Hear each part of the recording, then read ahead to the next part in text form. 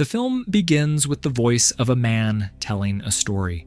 An interviewer listens to him, and though the film never reveals her character's name, we'll call her Lily after the real-life actress playing her. Throughout the movie, the interviewer often interrupts and irritates the storyteller, a recurring theme that sets the tone. Lily is the main character of Monolith. The entire story unfolds inside her house, and the audience experiences everything solely through her perspective. The film's style is quite unique. Instead of showing events visually, it relies on Lily's storytelling and our imagination to fill in the gaps.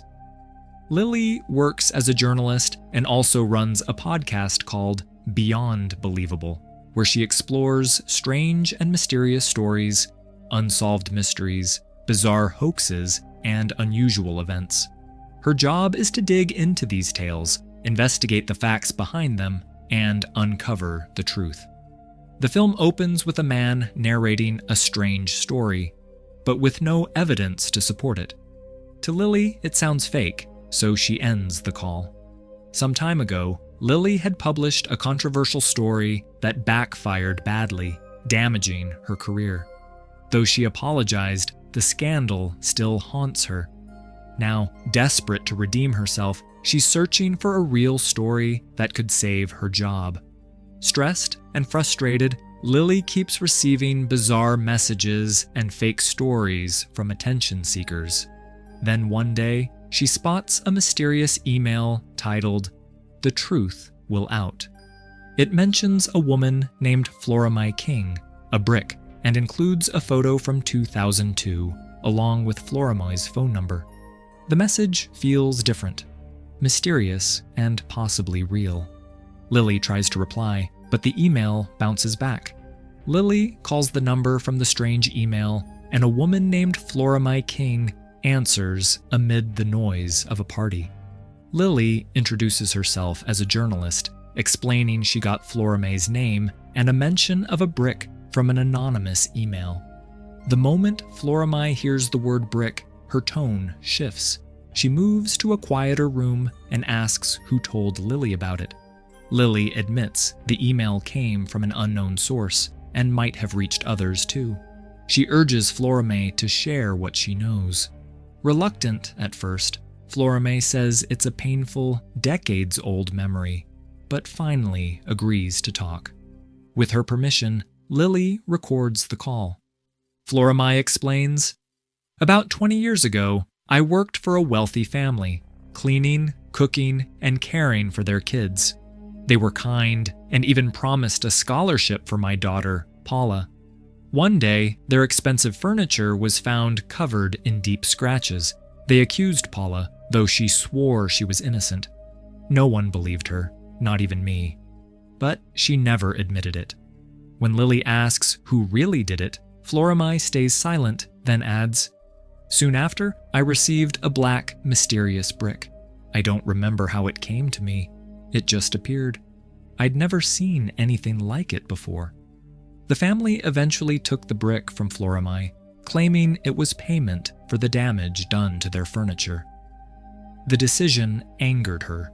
When she threatened to go to the authorities, they fired her. Without her consent, the family later sold the brick to a German art collector named Klaus Lang. Floromi shared his name with Lily, who soon found his website online. Floromi said, "All my years of work went to waste. They insulted me, took everything, and I never saw them or the brick again. But I still remember its energy. Even now I can feel it. Something about it was unfinished." Before she could continue, her daughter Paula grabbed the phone and warned Lily never to call again. Determined, Lily contacted the art dealer Klaus to ask about the brick. He was surprised. No one had mentioned it in years, but admitted he knew exactly what she was talking about. "Yes," he said, "the brick is fascinating, and I don't just have one, I've collected many of them." That shocked Lily. "There's more than one?" she asked. Klaus replied, "Dozens. I've been collecting them for years. I found my first one when I was young. It simply appeared in my house. He avoided explaining how. He went on, "I've studied countless artifacts, but these are different. Each brick is the same size, black, heavy, shaped exactly like a gold bar." Klaus explained that a friend of his once used a volumetric scanning technology, a tool that scans objects without opening them. When they scanned the bricks, they discovered hundreds of symbols hidden inside. He couldn't say what language or civilization they belonged to, but he admitted something strange. "The symbols inside my brick felt personal, like they were speaking directly to me, reminding me of my own past." Klaus tells Lily that the day he found the brick, he had a strange daydream. He saw a frightening creature in his bathtub, but somehow knew it was his dead brother, who'd died young from a heart condition. After touching the brick, he felt it could read his darkest secrets, including his buried guilt for secretly wishing his brother dead because everyone loved him more.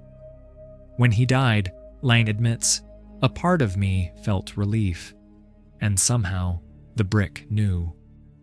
Lily doesn't believe it, assuming it's just hallucination or imagination, but Klaus insists he felt the brick carried a message from somewhere far away. When Lily asks if it's alien, he only says, "Maybe." He then offers to sell her a brick, but Lily refuses and mentions the one he bought from the Australian family actually belonged to their maid. Klaus avoids the subject, and the call ends. Lily decides to investigate the story, convinced it's just another hoax. She tells her friend Scott, who reveals she's being fired for writing against someone named Langley. Scott advises her to rest, but Lily refuses. She needs this story. Later, she edits the brick recordings, removing parts that sound delusional, so it seems the events might actually be real. Lily releases the first episode of her podcast, hoping it will attract people who might know more about the mysterious bricks. The next morning, she's surprised. The episode goes viral. Listeners flood her inbox with positive messages, theories, and their own strange experiences. Among them is an American woman named Laura, who claims she had a vision before receiving her brick.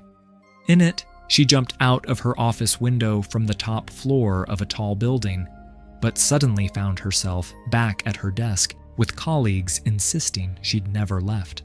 Terrified, Laura still has the brick but can't explain how she got it. Like others, she simply says it appeared, with no memory of when or how. When Lily asks for a photo, Laura hesitates and grows emotional, so Lily ends the call, assuming she's lying. As the podcast spreads, more people reach out.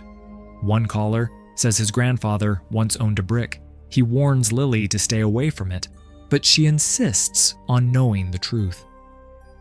The man finally agrees to talk privately, assuring her she's not being recorded. He explains that his grandfather began having strange visions after receiving the brick. The old man had once had an affair, resulting in an illegitimate son. One day, he saw the boy at a shopping mall, but to the boy, he was a complete stranger. Months later, the grandfather became obsessed, claiming the son visited him every night. He'd apologized to the boy endlessly, but he was always staring at an empty chair. Then one day, both the boy and the brick vanished. After that, the man's grandfather seemed different, as if someone else had taken his place. The man warns Lily that the alien bricks are extremely dangerous, like a disease spreading between people. No one knows their purpose, he says. Your podcast will only make it worse. But Lily refuses to stop. Soon, she receives volumetric scans of the bricks, clearly showing the symbols inside, and sends them to a linguist friend to decode. Around this time, a massive brick-shaped form briefly appears above her house, though it's unclear if it's real or imagined. Lily begins to change. She stops eating, feels constantly sick, and even her pet turtle refuses food. Then the linguist calls back. The symbols match no known language. Either they're random, he says, or from another world. Every brick has unique symbols tied to its owner's life, as if each one tells a personal story. But he warns her there's no proof it's alien. Do you believe it's real? He asks, or just want to believe? Lily stays silent. While Lily is in the shower, the doorbell suddenly rings. Startled, she rushes out to check, but finds no one outside, only a parcel left at her door. She looks around, but the street is empty, so she brings the box inside. At this moment, most viewers likely assume what Lily does, that inside the box lies the mysterious brick. But when she opens it, she finds something entirely different. A flash drive. Surprised, she quickly plugs it into her laptop. There's only one video file, and when it starts playing, Lily is shocked. The footage is from her own childhood. In the video, it's Lily's 9th birthday, and she's celebrating with her family. But what shocks her most is seeing her younger self talking about a black brick she got as a gift. Stunned, Lily calls her father, but his phone is off, so she leaves a message. There were many questions running through Lily's mind. Then her attention shifted to the papers inside the box. When she arranged them carefully, they formed the exact same mysterious symbol that was marked on the box. Terrified, she realizes someone is toying with her and suspects Klaus, the German art dealer. She angrily calls him, threatening to go to the police if this is his trick. But Klaus sounds frightened, insisting he's innocent. Lily demands to see the brick, and during their video call, he shows her a room. Suddenly, Klaus panics, whispering, "My brother's here." I can feel him, before screaming in terror. The call cuts off, and when Lily calls back, his phone is dead. Believing the world needs to know, Lily shares everything on her podcast, saying she must keep going, even if her life's at risk. The next morning, a researcher named Shiloh Lawrence contacts her. Shiloh once wrote about a similar conspiracy theory and had learned of it years earlier through a coworker studying a rare neurological disorder. These strange incidents were spreading worldwide, though no one knew why. During the Cold War, many believed Russia was behind it, conducting bizarre experiments. Shiloh tells Lily she once read a colleague's secret memo with shocking findings. The disease spread when an infected person talked about it, almost like a virus transmitted through sound. Though she believed Russia had advanced tech, she doubted humans could create something like this. The government soon shut the research down, and her colleague was transferred, likely infected too, since she never heard from him again. Shiloh warns Lily to be careful. If the disease truly spreads through sound, her podcast could be infecting others. Fear starts to grow inside Lily. Later, Scott calls, urging her to stop the podcast, saying it might all be a cruel hoax. But Lily refuses, determined to find the truth and save her career. That night, as she replays her childhood birthday video, she notices a woman in the background. It's Floromi King, the same woman mentioned in the first mysterious email, where everything began. Seeing Floromi in her childhood video shocks Lily. She begins to think Scott might be right. Maybe all this is just a cruel prank by Floromi and her daughter Paula, done for money. Determined to uncover the truth, Lily calls Floromi and threatens to go to the police. Already upset that Lily had twisted her words for the podcast, Floromi becomes terrified. When Lily demands, "Why are you in my childhood video?" the truth finally comes out. The family story Floromi told earlier was actually about Lily's own family. Years ago, Lily's parents fired Floromi, accusing her daughter Paula of damaging their expensive furniture.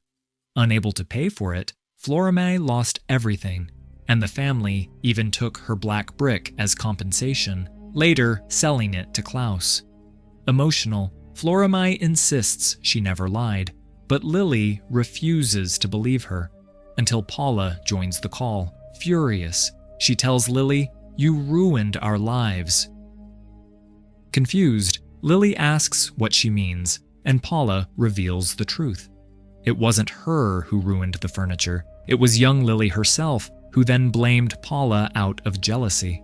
Paula was smarter, loved by Lily's parents, and about to get a scholarship, something Lily couldn't stand. At first, Lily denies it, but as she thinks deeper, memories start to resurface. She finally recalls how she'd scratched the furniture herself and let Paula take the blame. Just then, her father calls. Lily immediately asks about the flash drive, but he knows nothing about it. When she confronts him about Floromi and Paula, he coldly replies, "What happened to them was the price of their mistake." Heartbroken, Lily says, "You destroyed a family's life over a piece of furniture, and why did you steal their brick?" Lily's father explains that the brick was valuable, and selling it to Klaus was the only way to clear their debt. But then he reveals something worse. Lily herself had told them the brick was hers, a gift she'd received. It matches the moment from her childhood video, where young Lily mentioned the black brick. Realizing this, Lily is horrified. Her jealousy had not only destroyed Paula's life, but also led her to lie to her parents. Crushed by guilt, she replays her father's words and realizes she's recorded their entire call. Now she must choose, reveal the truth and ruin her family's name, or erase it forever. Lily deletes the recording. Seconds later, her body convulses. She feels something forcing its way out of her throat, a black brick. In agony, she pulls it out and smashes it with a hammer. But then, to her horror, the shattered pieces form into her mirror image, an exact duplicate of Lily. Seeing the clone of herself, Lily is completely stunned. Before she can react, the creature, her alien double, steps closer. Trembling but determined, Lily holds out her recorder and asks, "Who are you, and what do you want from us?" The clone snatches the recorder and smashes it to pieces. Realizing her life is in danger, Lily runs out of the house and into the nearby woods, but the clone follows, mirroring her every move. "We are the same," the clone says calmly. Panicked, Lily attacks, and the two fight fiercely. After a violent struggle, one of them kills the other. Though the film never confirms which Lily survives, most believe the real Lily kills her clone. She ties stones to the body and throws it into the water, then quietly returns home. Everything that happened feels unreal, but she decides to tell the world her story, whether anyone believes it or not. In the final moments, we see her pet turtle, once refusing to eat, finally begin to eat again. And with that, the film ends. While watching Monolith, it first feels like a sci-fi mystery or a conspiracy thriller, but halfway through, it becomes clear the story is about something deeper: truth, guilt, and the secrets we hide. The black brick isn't an alien object, it's a symbol of human guilt, the weight everyone carries inside. People avoid confronting their mistakes, so that guilt remains buried until it finally forces its way out. As the film says, "The truth will out," a phrase from Shakespeare's The Merchant of Venice, meaning the truth always finds a way to surface. So, while Monolith begins as a sci-fi tale, it ends as a reflection on human emotion and conscience. Lily's clone isn't an alien being, but the embodiment of her hidden guilt, the truth she tried to destroy. She silences it for now, yet the film reminds us that the truth can never truly stay buried.